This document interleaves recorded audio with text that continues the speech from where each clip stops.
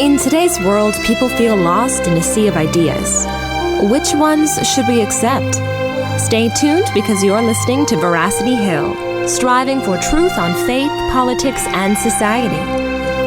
Here is your host, Kurt Jaros.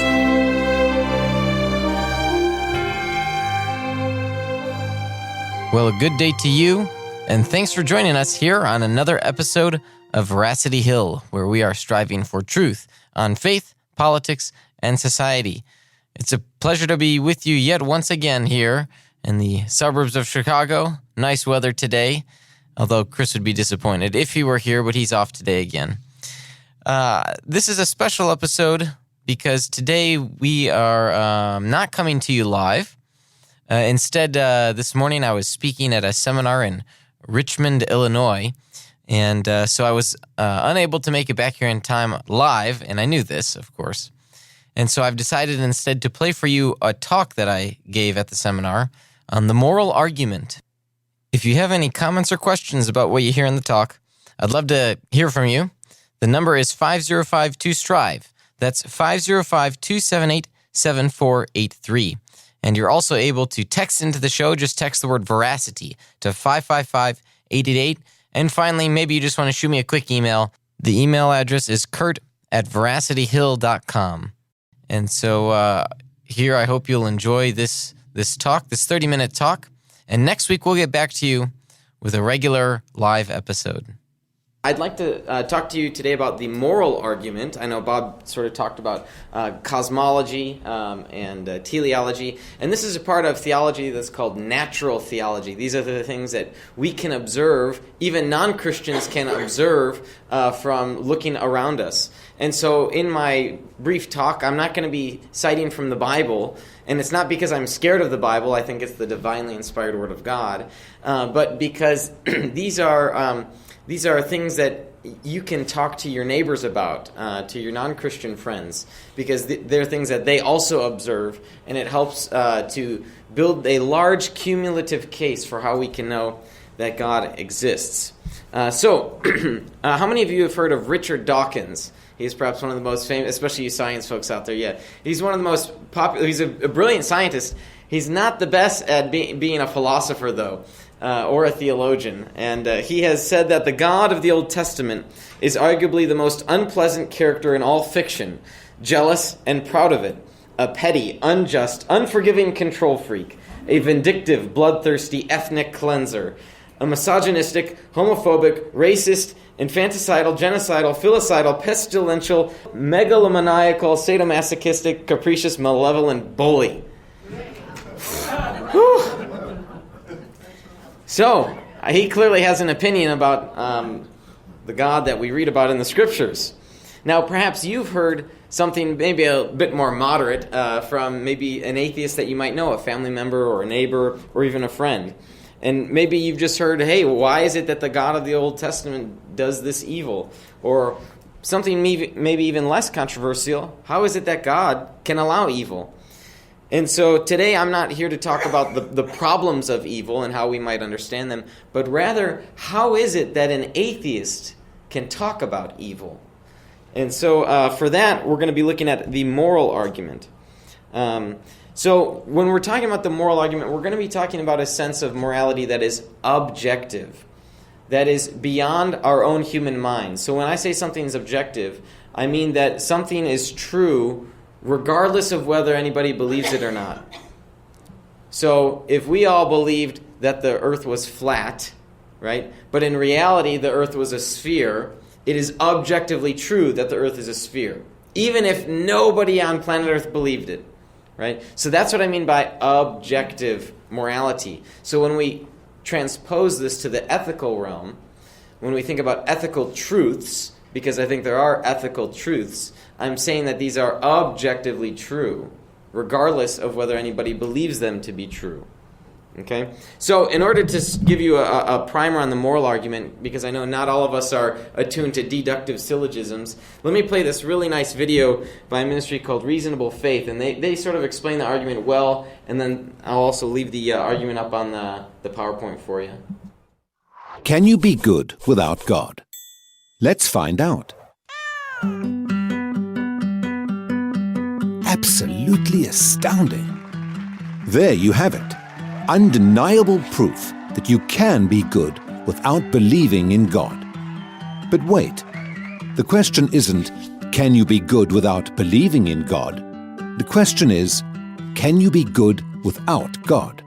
See, here's the problem. If there is no God, what basis remains for objective good or bad, right or wrong? If God does not exist, objective moral values do not exist. And here's why. Without some objective reference point, we have no way of saying that something is really up or down. God's nature provides an objective reference point for moral values. It's the standard against which all actions and decisions are measured. But if there's no God, there's no objective reference point. All we're left with is one person's viewpoint, which is no more valid than anyone else's viewpoint. This kind of morality is subjective, not objective. It's like a preference for strawberry ice cream. The preference is in the subject, not the object. So it doesn't apply to other people. In the same way, subjective morality applies only to the subject. It's not valid or binding for anyone else. So, in a world without God, there can be no evil and no good, nothing but blind, pitiless indifference. God has expressed His moral nature to us as commands. These provide the basis for moral duties.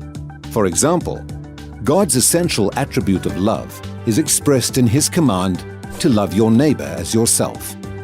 This command provides a foundation upon which we can affirm the objective goodness of generosity, self-sacrifice, and equality. And we can condemn as objectively evil greed, abuse, and discrimination. This raises a problem. Is something good just because God wills it, or does God will something because it is good? The answer is neither one. Rather, God wills something because He is good. God is the standard of moral values, just as a live musical performance is the standard for a high-fidelity recording. Without your love. The more a recording sounds like the original, the better it is. Likewise, the more closely a moral action conforms to God's nature, the better it is. But if atheism is true, there is no ultimate standard. So there can be no moral obligations or duties. Who or what lays such duties upon us? No one. Remember, for the atheist, humans are just accidents of nature, highly evolved animals. But animals have no moral obligations to one another. When a cat kills a mouse, it hasn't done anything morally wrong. The cat's just being a cat. If God doesn't exist, we should view human behavior in the same way. No action should be considered morally right or wrong. But the problem is, good and bad, right and wrong, do exist. Just as our sense experience convinces us that the physical world is objectively real, our moral experience convinces us that moral values are objectively real. Every time you say, "Hey, that's not fair, that's wrong, that's an injustice," you affirm your belief in the existence of objective morals. We're well aware that child abuse, racial discrimination, and terrorism are wrong for everybody, always. Is this just a personal preference or opinion? No. The man who says that it is morally acceptable to rape little children is just as mistaken as the man who says 2 + 2 = 5. What all this amounts to, then, is a moral argument for the existence of God. If God does not exist, objective moral values and duties do not exist. But objective moral values and duties do exist. Therefore, God exists. Atheism fails to provide a foundation for the moral reality every one of us experiences every day. In fact, the existence of objective morality points us directly to the existence of God.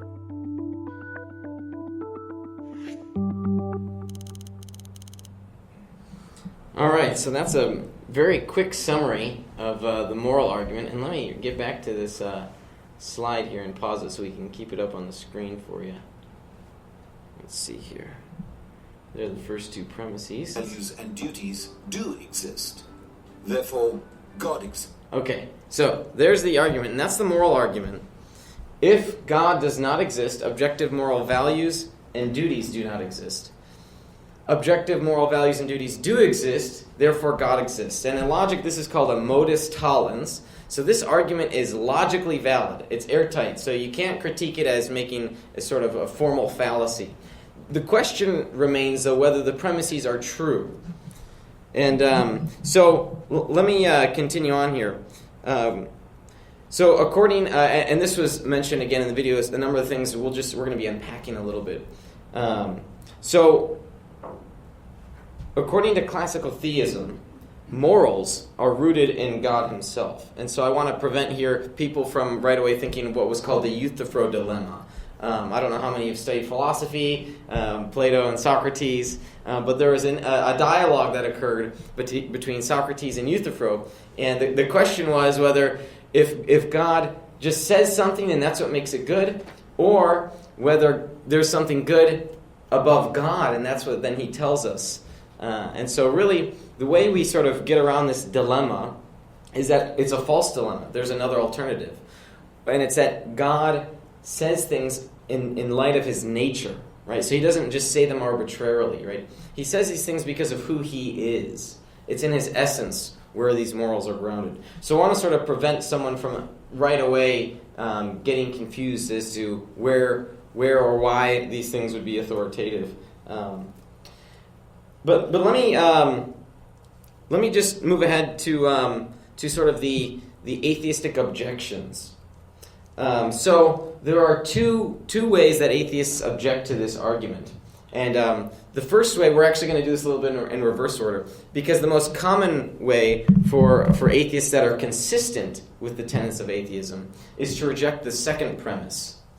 So they want to say that there are no objective moral values and duties, right? So they're willing to bite the bullet, because this seems like a very tough thing to want to defend. But there are atheists who do so. So for example, Michael Roos, he writes, "God is dead, so why should I be good? The answer is that there are no grounds whatsoever for being good. There's no celestial headmaster who's going to give you 6 or 6 billion of the best if you are bad. Morality is flim-flam." He's having some rhetorical flair here. "Does this mean that you can go out and rape and pillage, behave like an ancient Roman grabbing Sabine women? Not at all. I said that there are no grounds for being good. It doesn't follow that you should be bad.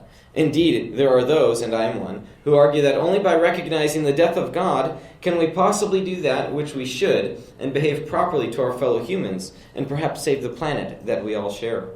We can give up all of that nonsense about women and gay people being inferior, about fertilized ova being human beings, and about the earth being ours to exploit and destroy." So here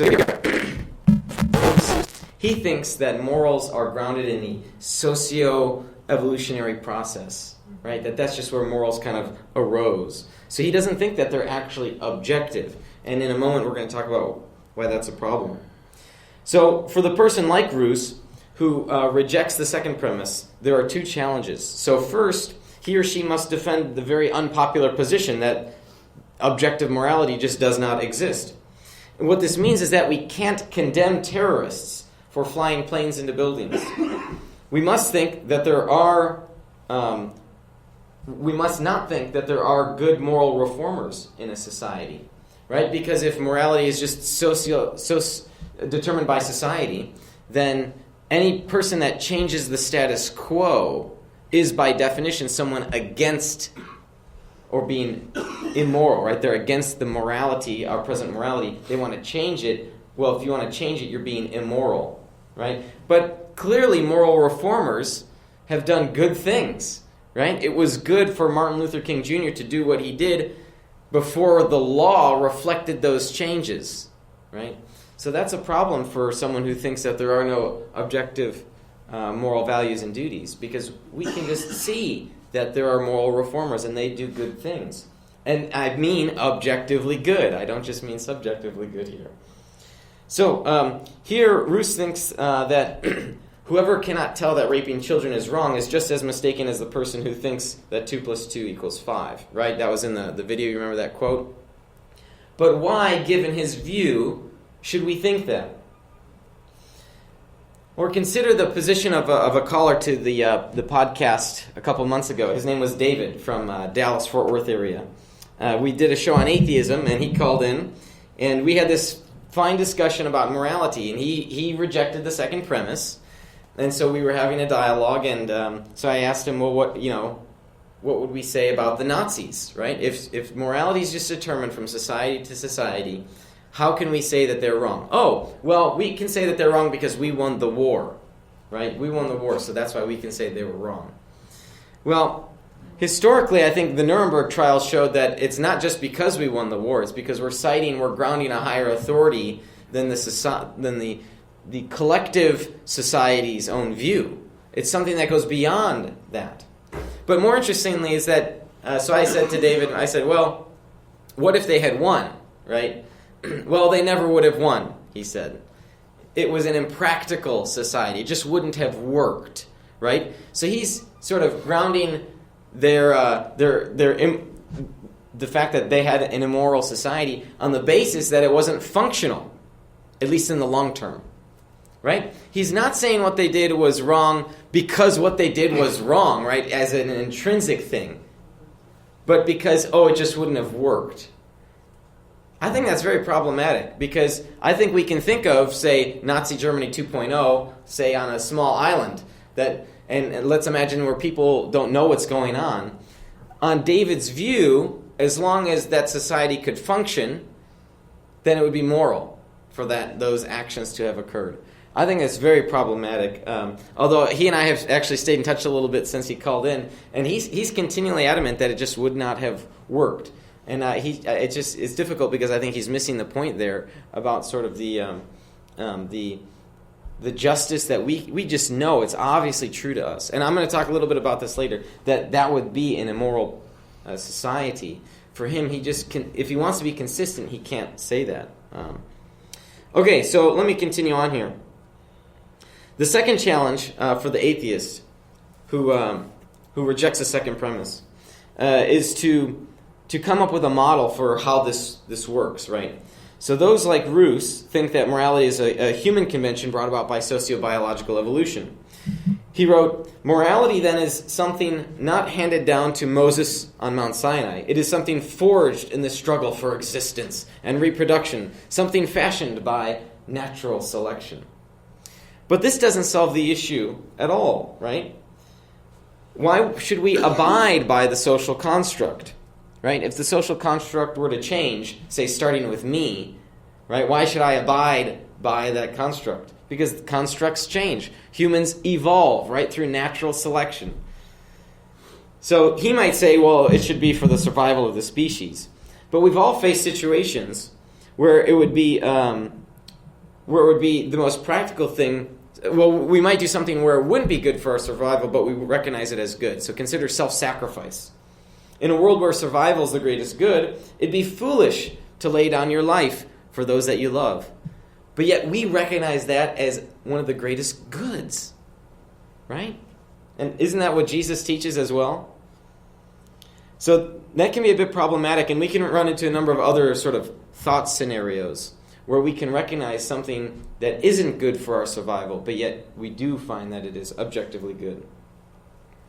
So, for the person that rejects the second premise, who thinks that there is no objective morality, there are three ways that they can ground morality. Either sociobiological evolution, that morality is relative to the society, or that it's just relative to the individual. You might hold to sort of individualistic relativism.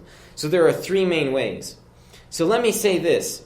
If you're ever in a conversation with an atheist, ask them what they mean when they talk about that word evil. When they say that God did evil or that evil exists, how does that person define what is evil? If evil is merely subjective or relative, right? And even the evolutionary process model, that's still subjective. It's just in our minds, right? When we say that their complaint against Christianity, or against theism in general, really falls flat. Because they don't think that such and such instance was actually evil. It's just relative evil. Because it may not be a problem for someone else in another society, right? Whatever evil action that occurred. Right? So why did God supposedly command genocide in the Old Testament? Oh, well, in some societies, genocide's good and cool, right? Let's do this. So that's not really a problem. So the atheist is really making a contextualized, limited objection against theism. So that's very important to remember, because I think the objection really falls flat. It lacks power. All right, let me continue on here. So, I said we were doing this in reverse order. We went to the second premise first. Let's go back to the first premise. There are some atheists that reject the first premise. If God does not exist, objective moral values and duties do not exist. They would say, well, maybe God doesn't exist, but we can still think that morality is objective. Right? So, one of the most popular camps, at least in philosophy of religion, this is called atheistic moral realism, right? Morals are real. So, atheistic moral realism. So, atheistic moral realism does not attempt to ground morality in the constructs of evolution. Rather, they exist sort of as brute facts, right? Somewhere out there in the ethereal space. So there are three responses, though, to this. First, what does it mean to the atheistic moral realist? What does it mean to say that justice exists? How can it be that justice exists independently of human relations? If there were no animals, including humans, on the planet, would justice still exist? Is it just floating around somewhere in the cosmos? I mean, can we go find it somewhere? Secondly, if we grant that objective morals do exist, again, on their view, right, how does that existence present for me a duty? Why should I follow that? Right? Suppose there is that statement, do not kill, out there somewhere in the universe. Why should I follow that statement, that truth? So there's trouble sort of connecting the dots to get from the proposition out there to me.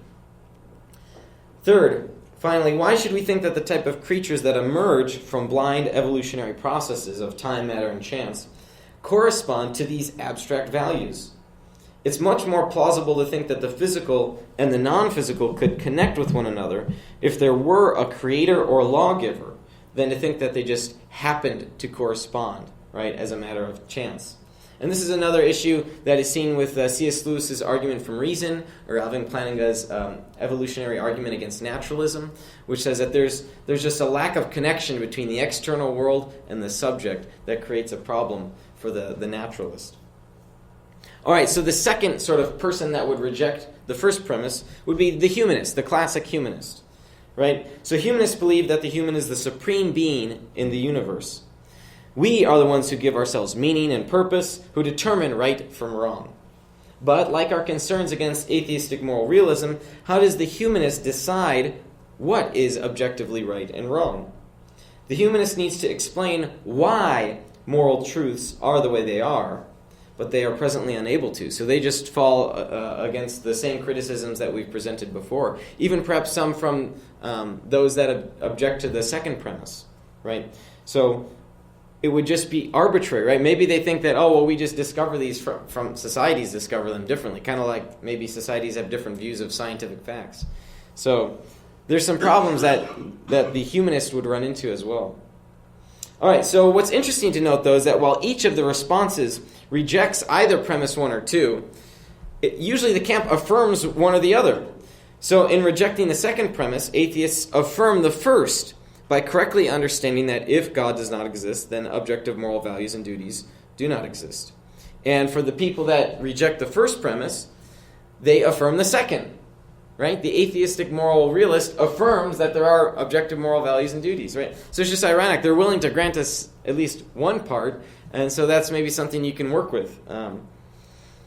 Okay, so we've explored how the atheistic positions fail to account for their intended purposes. But so why should we think, this was a question that I dealt with, okay, well, why should we think that there are objective moral values and duties, right? So for me, the first one, I never really had a problem with the first premise. But the second one was like, okay, well, how do I actually know? How can we affirm that premise? How do we know it's true? Well, 2 ways. One, from our moral experience, right? So in the video clip that we watched, right, the guy is robbed and then he trips and he's like, oh, no, you stole from me.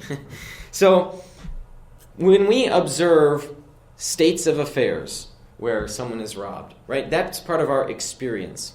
And we just recognize it as true. We sense it in the same way that we sense that we're all sitting here in this room with the, at chairs and tables. And so throughout our life, we have numerous moral experiences. And we can trust these as being accurate and true. Now, I'm not saying perfect. I'm not saying infallible, right? And there are some issues that there are gray areas. But for some issues, we recognize them as being objectively true. And this is part of our experience.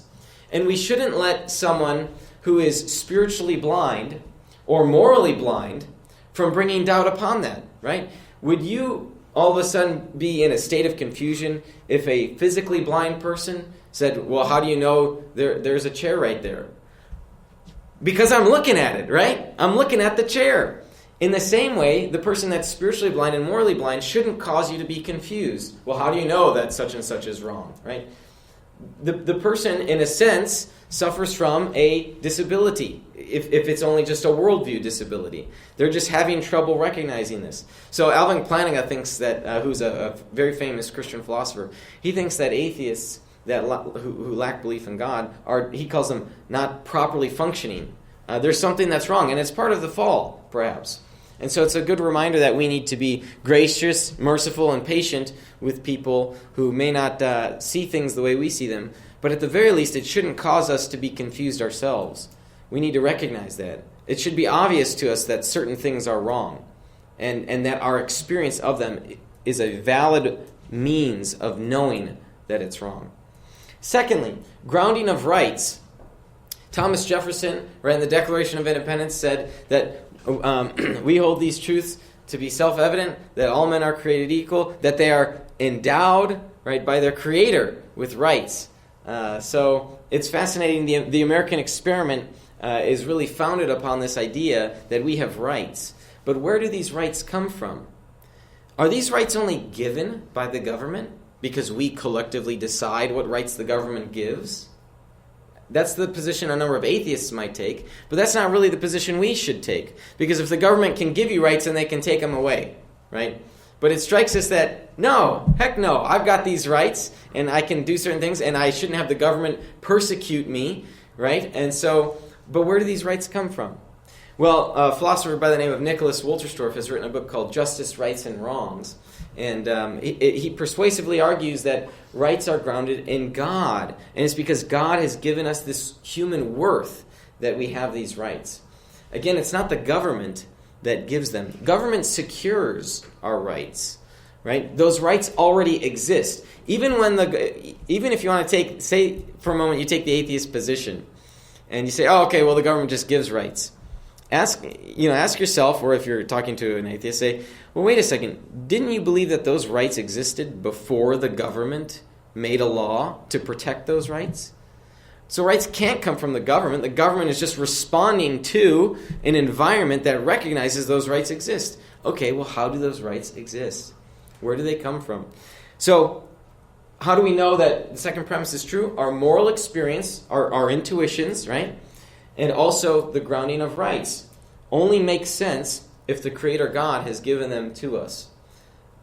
So, for the atheist that accepts objective morality, they can speak about evil. So the person that accepts number 2, the atheistic moral realist or the humanist, wants to say that morality is objective, right?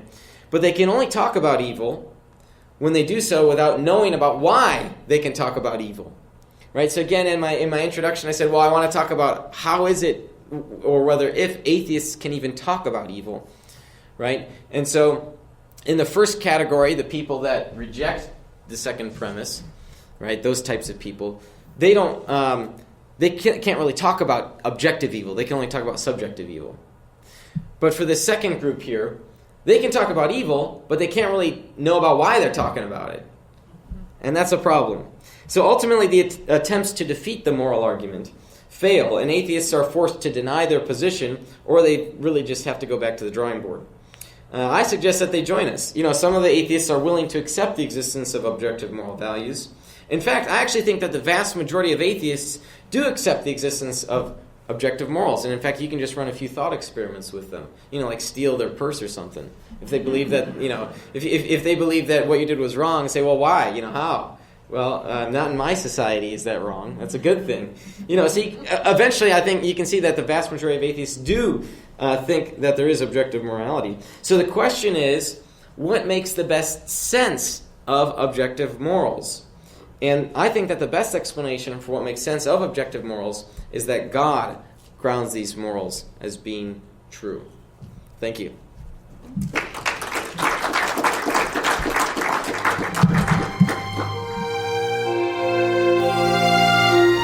You've been listening to Veracity Hill, striving for truth on faith, politics, and society. This is a listener-supported program. For more resources, including past shows, visit veracityhill.com.